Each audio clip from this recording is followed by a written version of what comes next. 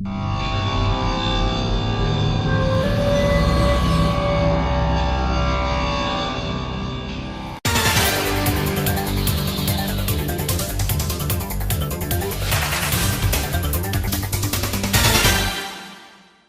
você não lê, você não tem repertório de mundo. E eu percebi que o texto carrega esse universo de mundo. Quando eu leio Lobato, eu já disse aqui a semana passada, eu percebo em Lobato as muitas leituras que ele tem nos clássicos. Nas viagens que ele faz ao universo grego, nas reinações de Narizinho, nas caçadas de Pedrinho, e principalmente na forma espivitada que Emília vive dentro da obra, eu conhecia o Lobato.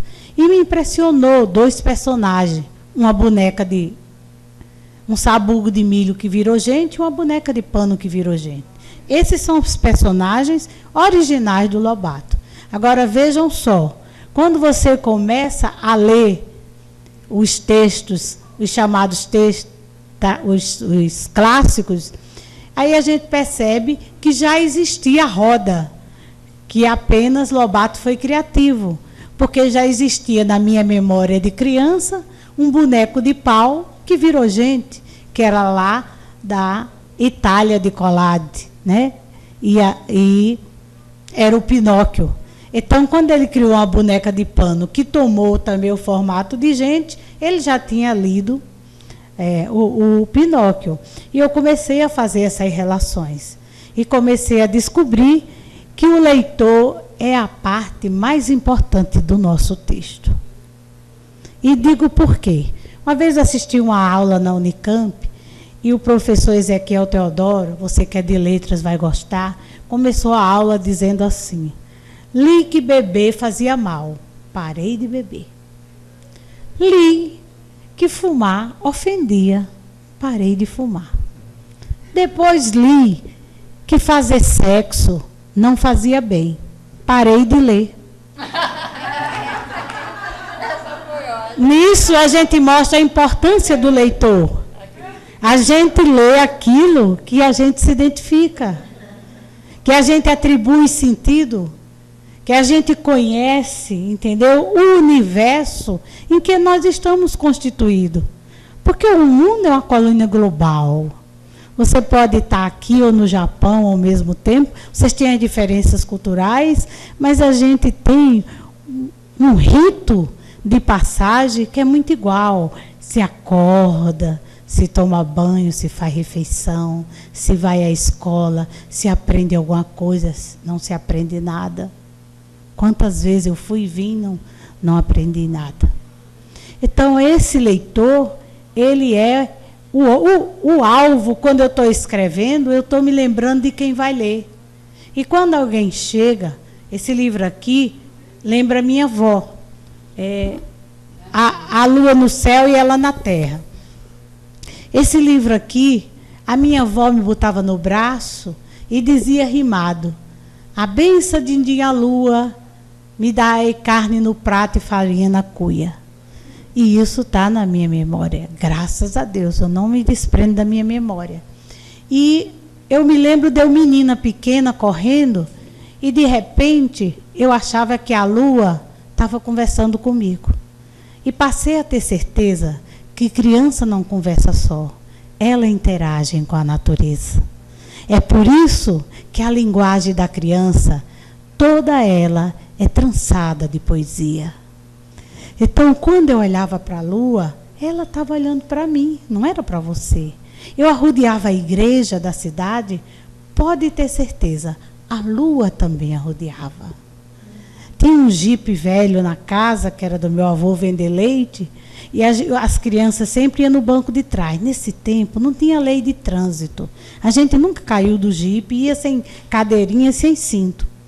Quando a gente entrava, quando a gente ia na parte de trás do jipe, que a capotinha era de plástico, não protegia de nada, só da chuva, a gente começava a ver que a lua ia seguindo. E se a lua ia seguindo, Zé de Castro, é porque ela estava fazendo o mesmo percurso que eu. Essa é uma percepção do cotidiano. Eu posso ver isso aqui ou no Japão. Esse é o lado mais igual ao nosso.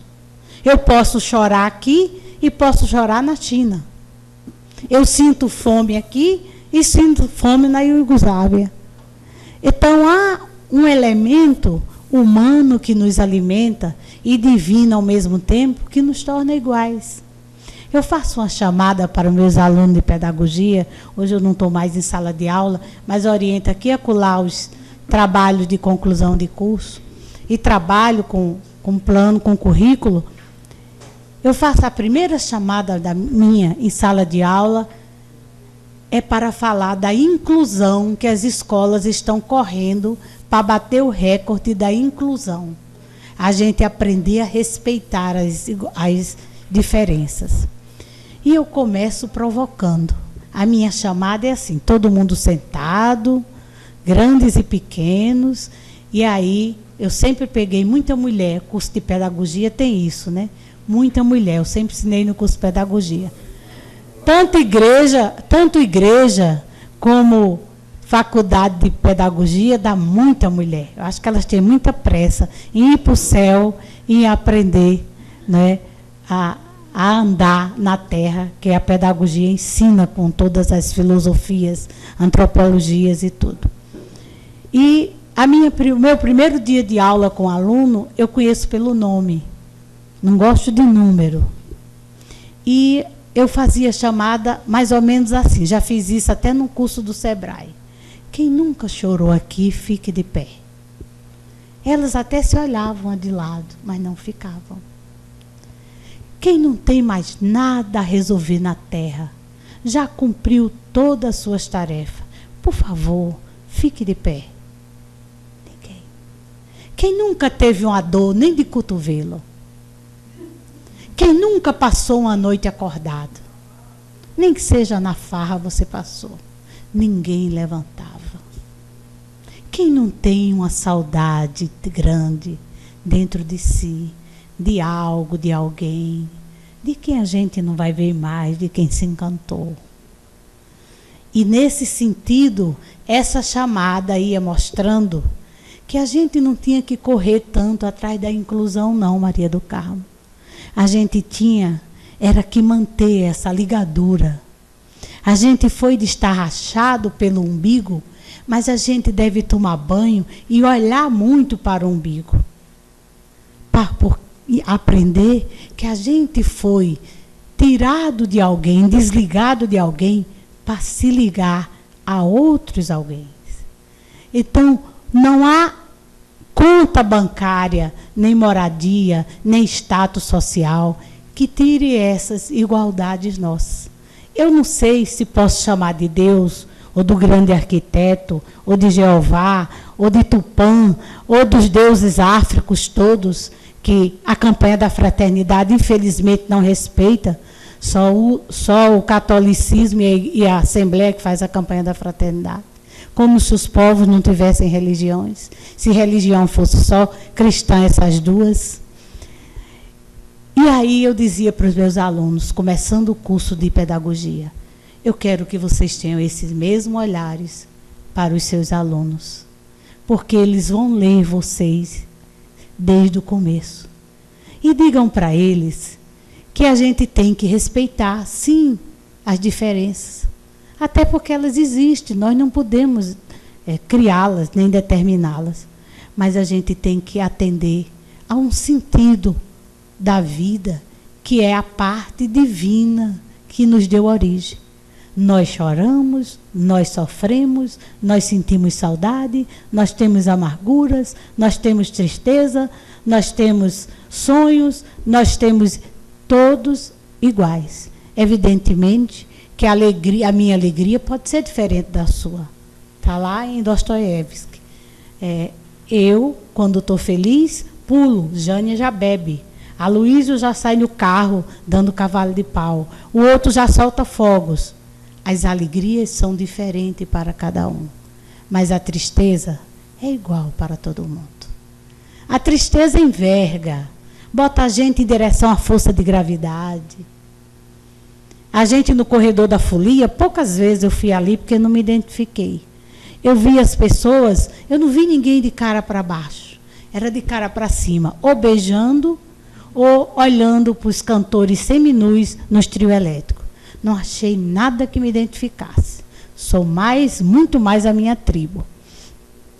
E a mesma coisa eu observo num velório, num cortejo. Agora mesmo nós passamos na família mesmo, com o óbito de uma irmã, e aquela coisa de todo mundo, ninguém entra no cemitério, por mais vistoso que seja, como é a Morada da Paz, com ar carnavalesco, nem de baile, nem querendo beijar, olhando para cima.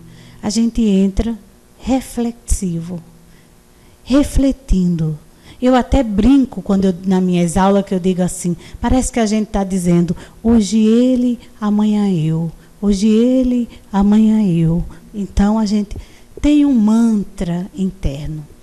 E eu aprendi todas essas percepções do cotidiano vivendo muito constantemente com a família. Então, nessa infância de lua, que a lua me acompanhava, ela ia atrás do jipe, da bicicleta, do que eu fosse andar na rua. Eu olhava, ela vinha. E a sombra também, né? É outra coisa que é a extensão nossa. Mas a lua é porque ela estava tão distante, né? E ela estava ao mesmo tempo atenta. Na adolescência, a minha relação com a lua dobrou.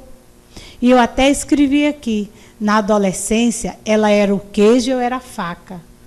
Ela era a fita, eu era o laço. Ela era o abraço e eu o braço.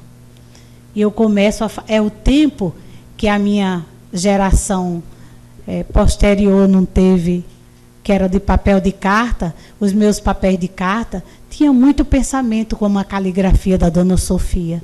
Tinha os pensamentos de Bilac, tinha os pensamentos de Manuel Bandeira, tinha um pouco da Clarice Lispector.